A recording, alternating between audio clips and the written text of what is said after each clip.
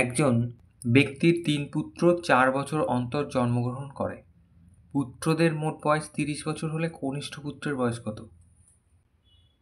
তাহলে এই অঙ্কটা দেখে কঠিন মনে হতে পারে, কিন্তু এই অঙ্কটা কোনো রকম কঠিন অঙ্ক নয়। এটা হচ্ছে একটা খুবই সোজা অঙ্ক।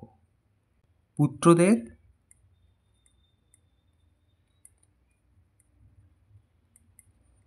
মোট বয়স ৩০ বছর। আমরা কি করব?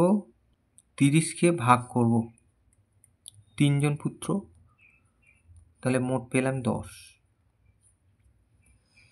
তাহলে এইবার লিখব অতএব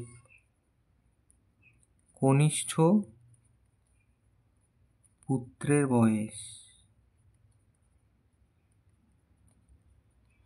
এই যে ১০ আছে, এই ১০ থেকে এই যে ৪ বছর অন্তর অন্তর জন্মগ্রহণ করে, ৪ বাদ দিয়ে দেব, ৬ বছর। তাহলে কনিষ্ঠ পুত্রের বয়স বেরিয়ে গেল, কিন্তু খুবই কম সময়ের মধ্যে বেরিয়ে গেল। এবার আমাকে যদি জিজ্ঞেস করতো যে দ্বিতীয় পুত্রের বয়স, তাহলে আমি কি লিখতাম? দ্বিতীয় পুত্রের বয়স, দ্বিতীয় পুত্রের বয়স হতো ১০ বছর। আর যদি বলতাম প্রথম পুত্রের বয়স কত,